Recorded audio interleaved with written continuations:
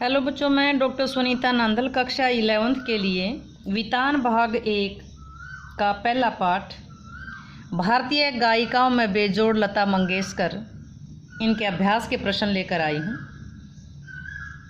बड़ा ही अच्छा रोचक पाठ है। लता मंगेशकर को स्वर कोकिला भी कहा गया। इसका पहला प्रश्न देखिए। लेखक ने पाठ में गानपन का उल्लेख किया है। पाठ के संदर्भ में स्पष्ट करते हुए बताएं कि आपके विचार में इसे प्राप्त करने के लिए किस प्रकार के अभ्यास की कल्पना की आवश्यकता है। किस प्रकार के अभ्यास की आवश्यकता है।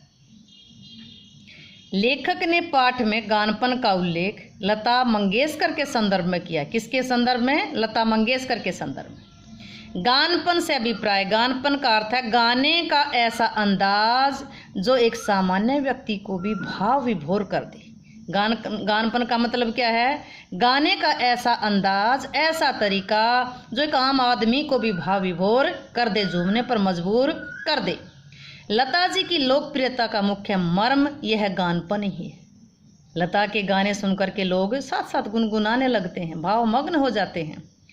लता जी का जो भी कोई भी गाना सुनिए, उनमें 100% गानपन मौजूद मिलेगा। जिस प्रकार मनुष्यता हो तो मनुष्य है, वैसे ही गानपन हो तो संगीत है। गानपन प्राप्त करने के लिए गायक को भरपूर रियाज, प्रैक्टिस, अभ्यास करना चाहिए। गाते समय गीत में मन की गहराइयों के भाव पिरोए जाने चाहिए। गायक को गाने के आघात, लोच और सुलभता को अधिक महत्व देना चाहिए। स्वर, लय और अर्थ का उचित तालमेल बैठाना चाहिए, तभी वह असली गानपन है। नेक्स्ट प्रश्न देखिएगा। लेखक ने लता की गायकी की किन विशेषताओं को उजागर किया है? प्रश्न को समझिएगा। लेखक ने लता की गायकी की किन विशेषताओं को उजागर किया है, प्रकट किया है? आपको लता की गायकी की में कौन सी विशेषताएं नजर आती हैं? लेखक ने किन विशेषताओं को प्रकट किया और आपको कौन सी नजर आती हैं? उदाहरण सहित बताइए। भी लेखक ने किन विशेषताओं का जिक्र किया है पाठ में और आपको कौन सी नजर आती हैं?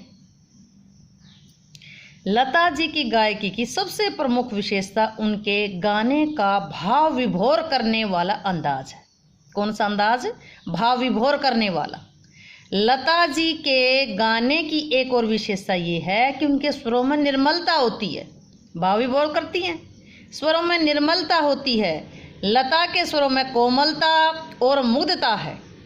विशेषताएं कौन सी हुई? भाव विभोर करने वाली है, स्वर में निर्मलता है, कोमलता है, मुग्धता है। ऐसा दिखाई देता है कि लता का जीवन की ओर देखने का जो दृष्टिकोण है वही उसके गायन की निर्मलता में झलकता है। इन विशेषताओं से क्या लगता है कि लता का जीवन की ओर देखने का जो दृष्टिकोण है, जो नजरिया है, वही उसके गायन की निर्मलता में झलकता है। संगीत निर्देशकों को उसके स्वर की इस निर्मलता का जितना उपयोग करना चाहिए था उतना नहीं किया। लता के गाने की एक और विशेषता है उनका नाद में उच्चारण। उनके गीत के किन्हीं दो शब्दों का अंतर स्वरों के आलाप द्वारा बड़े सुंदर ढंग से भरा रहता है। ऐसा प्रतीत होता है कि वे दोनों शब्द विलीन होते होते, एक दूसरे में मिक्स होते होते, विलीन, खत्म होते होते एक दूसरे में मिल जाते हैं। यह बात पैदा करना बड़ा मुश्किल है, लेकिन लता में एक गुण सहज और स्वाभाविक है। मतलब उनके जो स्वर हैं वो इस ढंग से वो प्रस्तुत किए गए हैं। दो शब्दों का जो अंतर है स्वरों के आलाप में बड़े सुंदर ढंग से भरा रहता है। वे दोनों शब्द विलीन होते होते एक दूसरे में मिल जाते हैं। ये स्वाभाविक गुण है उनका। ये तो था लेखक ने विशेषता प्रकट की है। भाव विभोरता थी, निर्मलता थी, कोमलता थी, मुग्धता थी। दूसरा, उनके जो शब्द थे वे एक दूसरे में विलीन होते होते भी मिल जाते हैं। ये तो लेखक ने जो विशेषता बताई वो हैं। और हमारे अनुसार हमें किन विशेषताओं का आभास होता है? लता के गाने बार बार सुनने का मन करता है। हम आपके हैं कौन फिल्म में एक गाना तो लो चली में, अपने देवर की बारात लेकर लो चली में, सुनकर ऐसा लगता जैसे बारात का दृश्य हमारी आंखों के सामने चल रहा हो। लता का एक गीत है, ऐ मेरे वतन के लोगों, जरा आंख में भर लो पानी। ये सुनकर तो तत्कालीन प्रधानमंत्री पंडित जवाहरलाल नेहरू की आंखों में आंसू आ गए थे। श्रोता गीतों के भाव के साथ अपने को जुड़ा अनुभव करने लगता है। लता का गाना सुनकर, लता के गीत सुनकर के श्रोता गीतों के भावों के साथ अपने आप को जुड़ा महसूस अनुभव करने लगता है, जैसे कि ये सब उनकी आंखों के सामने अभी अभी घटित हो रहा। नेक्स्ट प्रश्न देखिएगा, लता ने करुण रस के गानों के साथ न्याय नहीं किया। क्या कहता है लेखक? लता ने करुणा रस के गानों के साथ न्याय, करुणा रस होता जिसमें दया आए, जबकि श्रृंगार परक गाने वे बड़ी उत्कटता से गाती हैं। इस कथन से आप कहाँ तक सहमत हैं? क्वेश्चन क्या बोलता देखिए कि करुणा रस के गानों के जो गाने हैं उनके साथ न्याय नहीं किया, श्रृंगार रस के गाने बड़े आसानी से गाए गए। इस बात से आप सहमत हैं या नहीं हैं? कहाँ तक सहमत हैं? लेखक के अनुसार लता ने करुणा रस के साथ न्याय नहीं किया। लेखक कहता है कि करुणा रस के साथ न्याय नहीं किया, जब उसकी श्रृंगार रस से परिपूर्ण मध्य या द्रुत लय के गाने लता ने बड़ी उत्कटता से गाए। लता जी के संदर्भ में लेखक की टिप्पणी एक संगीत के रूप में सही है, परंतु लता जी की आवाज़ में जो करुणा का भाव है, लता जी की आवाज़ में जो करुणा का भाव है, वह गीत की आवश्यकता अनुसार स्वतः अनुभव होता है। लता जी ने सभी प्रकार के गाने बड़ी लगन से गाए। करुण रस के गीतों में लता ने एक माँ, एक बहन, एक प्रियतमा की सुंदर अभिव्यक्ति दी है। लता का प्रत्येक गीत लोगों के जीवन से उसी प्रकार जोड़ता है, लोगों को जीवन से उसी प्रकार जोड़ता है जिस प्रकार गीत में स्वर, भाव और उतार चढ़ाव होता है। करुण रस के गीतों से मनुष्य सीधे जुड़ जाता है। लता के स्वरों की कोमलता के कारण ऐसा लगता है कि करुण रस के गीत अच्छी तरह नहीं गाए हैं, लेकिन ऐसा नहीं है। लता के ऐसे कई गीत हैं जिन्हें सुनकर मन उदास हो जाता है। ए मेरे वतन के लोगों, ओ बाबुल प्यारे, एक गाना है ए मेरे वतन के लोगों और दूसरा है ओ बाबुल प्यारे। इन दोनों गीतों में करुणा की नदी बहती जान पड़ती है। यदि करुण रस ना होता तो ऐसा संभव नहीं था। अंत में हम यही कह सकते हैं कि लेखक का कथन कि लता ने करुण रस के गानों के साथ न्याय नहीं किया, ये पूर्णतः सही नहीं है, पूर्णतः ठीक नहीं है। नेक्स्ट प्रश्न देखिएगा, संगीत का क्षेत्र ही विस्तीर्ण है, बहुत विस्तृत है। यहाँ अब तक अलक्षित, असंशोधित, अदृष्टिपूर्व ऐसा खूब बड़ा प्रांत है, तथापि बड़े जोश से इसकी खोज और उपयोग चित्रपट के लोग करते चले आ रहे हैं। इस कथन को वर्तमान फिल्मी संगीत के संदर्भ में स्पष्ट कीजिए। क्वेश्चन समझिएगा, संगीत का क्षेत्र विस्तीर्ण है, इसका कोई और छोर नहीं है, या अब तक अलक्षित जो दिखाई ना दे रहे हो, असंशोधित जिनमें सुधार ना किया गया हो, और अदृष्टिपूर्व ऐसा खूब बड़ा प्रांत है, तथापि बड़े जोश से इनकी खोज और उपयोग चित्रपट के लोग करते चले आ रहे हैं, फिल्म जगत के लोग करते चले आ रहे हैं। इस कथन को वर्तमान फिल्मी संगीत के संदर्भ में स्पष्ट कीजिए। संगीत का क्षेत्र बड़ा व्यापक है, प्रतिदिन नई धुनें, नए स्वर, नए प्रयोग हो रहे हैं। चित्रपट संगीत दिनों यानी कि दिनों दिन अधिक से अधिक विकसित होता जा रहा है। अभी भी संगीत के क्षेत्र में बहुत से राग अनदेखे, बहुत से स्वर ऐसे हैं जिनमें सुधार की जरूरत है, बहुत से स्वर ऐसे हैं जिनको छुआ ही नहीं है। लेखक का कथन है कि फिल्म व्यवसाय के लोग दिन प्रतिदिन संगीत के क्षेत्र में विभिन्न खोजें और उपयोग बड़े उत्साह से कर रहे हैं।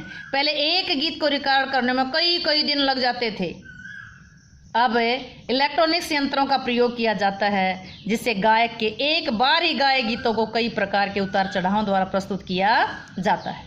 संगीत के मौलिक रूप से के साथ छेड़छाड़ करके उसके स्वरूप को बिगाड़ दिया जाता है। नेक्स्ट प्रश्न देखिएगा, चित्रपट संगीत ने लोगों के कान बिगाड़ दिए। अक्सर ये आरोप लगाया जाता रहा है।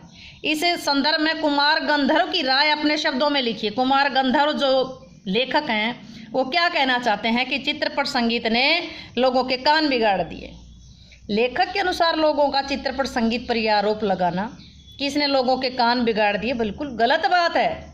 कर्नाटक के जिला बेलगांव के सुलेभावी गांव में जन्मे कुमार गंधर्व लोगों को चित्रपट संगीत द्वारा लगाए गए इस आरोप से सहमत नहीं है। मतलब क्या आरोप क्या लगाया कि इस संगीत ने लोगों के कान बिगाड़ दिए। तो लेखक जो कुमार गंधर्व हैं वो इस बात से बिल्कुल सहमत नहीं है। लेखक का विचार है कि चित्रपट संगीत ने संगीत को समझने के नए मौके दिए। क्या दिए? संगीत को समझने के मौके दिए। चित्रपट संगीत के सुंदर स्वरों के क्रमबद्ध समूह लोगों के कानों को पड़ रहे हैं। पहले सामान्य जन को सुर, लय, ताल की समझ नहीं थी, लेकिन अब संगीत के विविध प्रकारों से उनका परिचय हो रहा है। लोगों का स्वर ज्ञान बढ़ रहा है, लोगों को सुरीलेपन का ज्ञान हो रहा है, लय के विभिन्न प्रकारों से लोगों का परिचय हो रहा है कि किस किस तरह की लय होती हैं। लेखक और हमारी राय यही है कि पहले के संगीत की अपेक्षा आज के संगीत ने लोगों के कान बिगाड़ दिए। आज का संगीत कान फोड़ू है, ऊंची आवाज में, जिसे लगातार समय तक नहीं सुना जा सकता। तो हमारी राय ये है कि ये जो पहले बताया लेखक ने, या आज के चित्रपट संगीत ने लोगों के कान नहीं बिगाड़े, बल्कि आज का जो संगीत है वो उस संगीत में वो लय, तुक संगीत, यानी कि वो मज़ा नहीं है जो पहले के संगीत में था। पुराने गानों को सुनिए, मंदे मंदे में आवाज़ में एक एक शब्द जैसे उसका रस कान में निचोड़ा जा रहा हो। उनकी तो बात ही कुछ और है। नेक्स्ट क्वेश्चन देखिएगा, शास्त्रीय और चित्रपट दोनों तरह के संगीतों के महत्व का आधार क्या होना चाहिए? कुमार गंधर्व की इस संबंध में क्या राय है और आपकी क्या राय है? आप क्या सोचते हैं? शास्त्रीय और चित्रपट दोनों के संगीतों के महत्व का आधार क्या होना चाहिए? शास्त्रीय और चित्रपट दोनों प्रकार के संगीतों के महत्व का आधार गानपन है। वह संगीत अधिक महत्वपूर्ण है जो सामान्य व्यक्ति को भाव विभोर कर दे। यदि शास्त्रीय संगीत में सामान्य व्यक्ति को भाव विभोर करने का गुण है तो शास्त्रीय संगीत का महत्व ज़्यादा है। यदि चित्रपट संगीत में लोगों को भाव विभोर करने का गुण है तो उसका महत्व अधिक है। देखा यह जाता है कि वह संगीत सामान्य लोगों का मनोरंजन करने पाने में कितना समर्थ है। कुमार गंधर्व की शास्त्रीय और चित्रपट के महत्व के आधार पर के संबंध में ये राय है कि गाने में यदि गानपन है तो संगीत है। दोनों तरह के संगीतों जिस प्रकार मनुष्यता के बिना मनुष्य महत्वहीन है, उसी प्रकार मनुष्यता का अर्थ है मनुष्य का भाव या धर्म, यानी मनुष्य की सभ्यता, शिष्टता, दया भाव, चित्त की कोमलता आदि गुण उसके महत्व के आधार हैं। यदि गानपन है, जिसमें ज़्यादा गानपन है, जो ज़्यादा लोगों को भाव विभोर करता है, वो चाहे शास्त्रीय संगीत हो या चित्रपट संगीत हो, वो उसका महत्व ज़्यादा है। तो बच्चों, यदि आपको क्वेश्चन समझ आए हों, वीडियो अच्छी लगी हो तो वीडियो को लाइक करें, शेयर करें, चैनल को सब्सक्राइब करना ना भूलें।